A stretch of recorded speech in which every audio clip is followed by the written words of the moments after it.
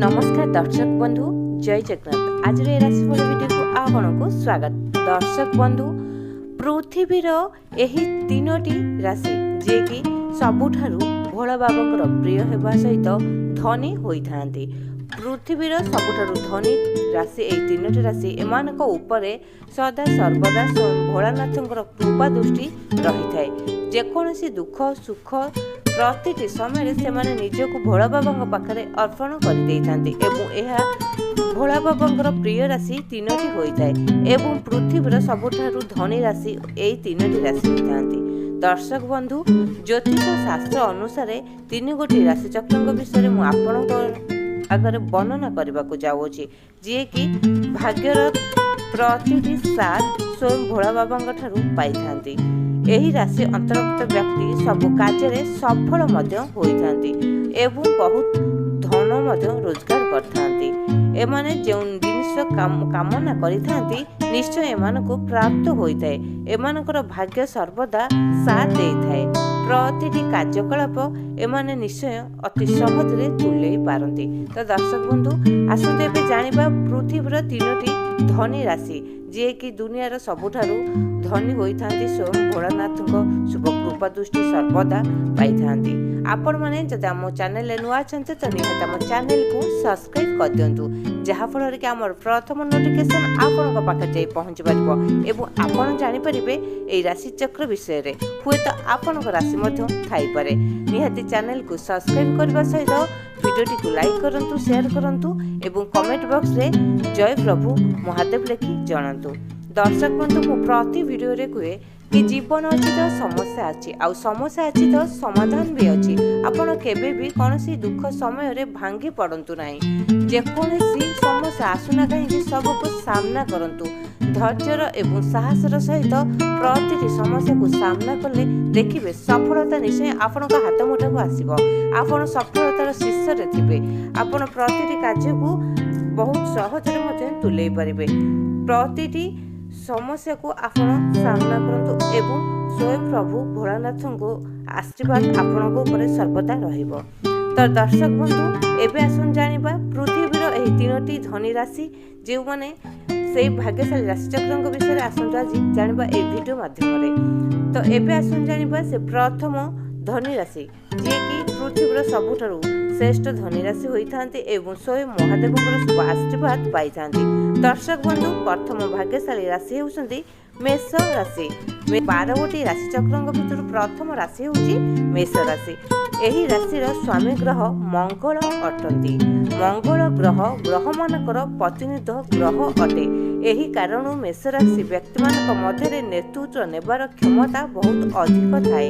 एमाने समस्त कार्य नेतृत्व वहन करती।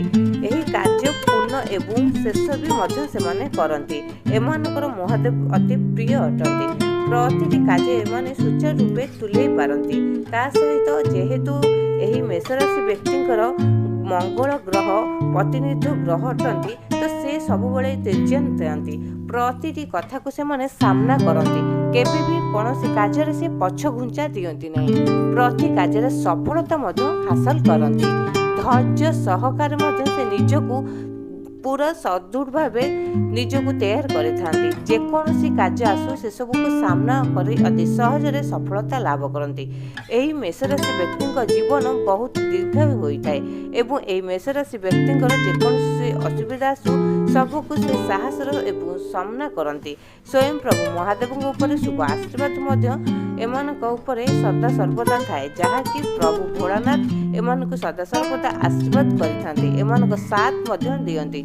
प्रतिटी कार्य सफलता प्राप्ति होती एही मेष राशि व्यक्ति। ता सहित आर्थिक समस्या एमानकर जेते आसुबी केबे लागिकी रही न थाए। आर्थिक समस्या दूरे जाई थाए। धन प्राप्ति हेबार जोग मध्य एमानकर बनि थाए। हुए ते माने कोटिपति मध्य होई पारंती। प्रतिटी कार्य एमानकर शुभ एवं मंगलमय होइताए, काहेकि ना स्वयं देवदेव महादेवଙ୍କର शुभ आशीर्वाद ए राशि चक्र ऊपर सर्वदा थाए। एबे आसन जानिबा द्वितीय से धनी राशि चक्रଙ୍କ विषय। द्वितीय धनी राशि हेउछंती बिछा राशि। बिछा राशि व्यक्ति प्रतिटी कार्य स्वयं प्रभु महादेव को समर्पण करी आरंभ करती। महादेव प्रतिटी कार्य ଡାକିକି ସେ କାର୍ଯ୍ୟକୁ ଆରମ୍ଭ କରନ୍ତି। ଏହି ରାଶିର ଅନ୍ତର୍ଗତ ବ୍ୟକ୍ତି ବହୁତ ସାହସୀ ଏବଂ ବହୁତ ଧୈର୍ଯ୍ୟବାନ ମଧ୍ୟ ହୋଇଥାନ୍ତି। ଏମାନେ ସମସ୍ତ କାର୍ଯ୍ୟକୁ ସାହସର ସହିତ କରିଥାନ୍ତି। କୌଣସି କାର୍ଯ୍ୟ ପାଇଁ ସେ ପଛ ଘୁଞ୍ଚା ଦିଅନ୍ତି ନାହିଁ। ଏହି ବିଛା ରାଶିର ବ୍ୟକ୍ତି କାର୍ଯ୍ୟ କରିବାର ନିଷ୍ପତ୍ତି ଥରେ ଯଦି ନେଇଥାନ୍ତି ତାହା ପୂରଣ କରିବା ପର୍ଯ୍ୟନ୍ତ ସେ ନିଷ୍ପତ୍ତିକୁ ଛାଡ଼ନ୍ତି ନାହିଁ। ଏମାନେ ବହୁତ ଇମାନଦାର ହୋଇଥାନ୍ତି। ଏହି ରାଶିର ବ୍ୟକ୍ତି ସର୍ବଦା ଚେଷ୍ଟା କରନ୍ତି ଯେପରି ତାଙ୍କ ପରିବାର ସଦସ୍ୟ ତାଙ୍କ ପାଇଁ ଦୁଃଖୀ ନ ହୁଅନ୍ତୁ। ଏମାନଙ୍କ ଉପରେ ସବୁବେଳେ ଭୋଳାନାଥଙ୍କର ଆଶୀର୍ବାଦ ଥାଏ। ପ୍ରତିଟି କାର୍ଯ୍ୟକୁ ଏମାନେ ଅତି ସହଜରେ ତୁଲେଇ ପାରନ୍ତି। ସେ ନିଜର ମନୋବଳକୁ କେବେ ବି ଭାଙ୍ଗନ୍ତି ନାହିଁ। ବିଛା ରାଶି ବ୍ୟକ୍ତି ସଦାସର୍ବଦା ନିଜ ପରିବାରକୁ, ନିଜ ବନ୍ଧୁଙ୍କୁ ଏବଂ ନିଜ ଆଖପାଖରେ ଚଳୁଥିବା ଲୋକଙ୍କୁ ବହୁତ ସମ୍ମାନ ଦିଅନ୍ତି। ସେ କେବେ ବି ଅସ୍ୱୀକାର କରନ୍ତି ନାହିଁ କି ମୁଁ ଏ ଭୁଲଟା କରିନି। ସେ ସବୁବେଳେ ସାହସର ସହିତ ସମସ୍ତ କାର୍ଯ୍ୟ କରନ୍ତି ଏବଂ ସାହସର ସହିତ କଥା ହୁଅନ୍ତି। ପ୍ରତିଟି କାର୍ଯ୍ୟକୁ ବହୁତ ସହଜରେ ଏମାନେ ତୁଲେଇ ପାରନ୍ତି। ଇଏ ଥିଲା ବିଛା ରାଶି ବ୍ୟକ୍ତିଙ୍କ ବିଷୟରେ। ଏବେ ଆସନ୍ତୁ ଜାଣିବା ତୃତୀୟ ଧନୀ ରାଶି। ତୃତୀୟ ଧନୀ ରାଶି ହେଉଛନ୍ତି ମକର ରାଶି। ବନ୍ଧୁଗଣ, ମକର ରାଶି ତୃତୀୟ ରାଶି ହେଉଛି ମକର ରାଶି, ଯାହାକି ଏହି ରାଶି ଅନ୍ତର୍ଗତ ବ୍ୟକ୍ତି ବହୁତ ଆତ୍ମବିଶ୍ୱାସୀ ହୋଇଥାନ୍ତି। ଏମାନଙ୍କର ସ୍ୱାମୀ ଗ୍ରହ ଶନି ଅଟନ୍ତି। ଏହି କାରଣରୁ ଏହି ରାଶି ଉପରେ ସଦାସର୍ବଦା ଶନିଦେବଙ୍କର କୃପା ମଧ୍ୟ ରହିଥାଏ। ତା ସହିତ ଭୋଳାନାଥଙ୍କର ଏହା ପ୍ରିୟ ରାଶି ଅଟେ। ଏହି ରାଶିର ବ୍ୟକ୍ତି ସର୍ବଦା ସମସ୍ତ କାର୍ଯ୍ୟକୁ ଭାବି ଚିନ୍ତି କରିଥାନ୍ତି, ଯେଉଁ କାରଣରୁ ଏମାନେ ସଫଳତା ହାସଲ କରନ୍ତି। ଅତି ସହଜରେ ସଫଳତା ଏମାନଙ୍କ ହାତ ମୁଠକୁ ଆସେ। ଏମାନେ ସମସ୍ତ ନିଷ୍ପତ୍ତି ସଠିକ ନିଅନ୍ତି। କେବେ ବି ତରତର ହୋଇ କୌଣସି ନିଷ୍ପତ୍ତି ମକର ରାଶି ବ୍ୟକ୍ତି ନିଅନ୍ତି ନାହିଁ, କାହିଁକି ନା ସେ ସବୁବେଳେ ପ୍ରତିଟି କାର୍ଯ୍ୟ କରିବା ପୂର୍ବରୁ ଭାବି ଚିନ୍ତିକି କାର୍ଯ୍ୟ କରନ୍ତି। ତା ସହିତ ଏମାନେ ସମସ୍ତ କାର୍ଯ୍ୟର ନେତୃତ୍ୱ ଅତି ସହଜରେ ବହନ କରନ୍ତି। ଏହି ଯେଉଁ କାର୍ଯ୍ୟକୁ ନିଅନ୍ତି ସେ କାର୍ଯ୍ୟ ପୂର୍ଣ୍ଣ ନ ହେଲା ପର୍ଯ୍ୟନ୍ତ କେବେ ବି ଛାଡ଼ନ୍ତି ନାହିଁ। ପ୍ରତିଟି କାର୍ଯ୍ୟକୁ ଏମାନେ ପୁରା ଦାୟିତ୍ୱର ସହକାରେ କରନ୍ତି। ଏମାନେ ସବୁବେଳେ ଭାବନ୍ତି ମୋ ପାଇଁ ମୋ ପରିବାର ସଦସ୍ୟ, ମୋ ବନ୍ଧୁବାନ୍ଧବ କେବେ ଦୁଃଖୀ ହୁଅନ୍ତୁ ନାହିଁ। କେବେ ବି ଉଦାରତା ଏମାନେ କାହା ମନରେ ଦେଖିପାରନ୍ତି ନାହିଁ। ପ୍ରତିଟି କାର୍ଯ୍ୟ କରିବା ସମୟରେ ଏମାନେ ପ୍ରତିଟି ଲୋକଙ୍କୁ ଏବଂ ସମାଜରେ ଅନ୍ୟମାନଙ୍କୁ ଉଦାହରଣ ଦିଅନ୍ତି। ତା ସହିତ ଏହି ମକର ରାଶିର ବ୍ୟକ୍ତିଙ୍କର ପ୍ରତିଟି କାର୍ଯ୍ୟ ସ୍ୱୟଂ ପ୍ରଭୁ ଶନିଦେବ ସନ୍ତୁଷ୍ଟ ହୁଅନ୍ତି, କାହିଁକି ନା ଏମାନେ ସଦାସର୍ବଦା ସତ୍ୟର ପ୍ରିୟ ଅଟନ୍ତି। ସବୁବେଳେ ସତ୍ୟ ବଚନ ମଧ୍ୟ କୁହନ୍ତି। କେବେ କାହାକୁ ହଇରାଣ କରନ୍ତି ନାହିଁ କି କେବେ କାହାକୁ ନିରାଶ ମଧ୍ୟ କରନ୍ତି ନାହିଁ।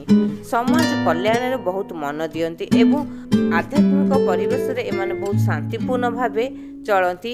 ତା ସହିତ ଏମାନେ ପ୍ରତିଟି ମକର ରାଶିର ବ୍ୟକ୍ତି ଯେକୌଣସି କାର୍ଯ୍ୟ କରନ୍ତି ନିଶ୍ଚୟ ସଫଳତା ମଧ୍ୟ ପାଆନ୍ତି। ଭାଗ୍ୟ ଏମାନଙ୍କୁ ପୁନଃସାଥ ଦିଏ।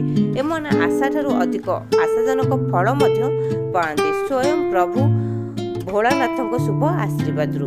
ତ ଦର୍ଶକ ବନ୍ଧୁ, ଏହି ତିନି ଗୋଟି ରାଶି ଥିଲେ ପୃଥିବୀର ସବୁଠାରୁ ଧନୀ ରାଶି, ଯାହାକି ସଦାସର୍ବଦା ଏମାନଙ୍କ ଉପରେ ଭୋଳାନାଥଙ୍କର କୃପା ଦୃଷ୍ଟି ରହିବା ସହିତ ପ୍ରତିଟି କାର୍ଯ୍ୟରେ ସଫଳତା ପାଆନ୍ତି ଏବଂ ବିଜନେସ୍ ବାଣିଜ୍ୟରେ ପ୍ରଚୁର ଅର୍ଥ ଇନଭେଷ୍ଟ କରନ୍ତି। ସମାଜରେ ମାନ ସମ୍ମାନ ଯଶ ବୃଦ୍ଧି ପାଆନ୍ତି ଏବଂ ଅନ୍ୟ ଦେଶରେ ମଧ୍ୟ ଏମାନେ ବିଜନେସ୍ କରିପାରନ୍ତି।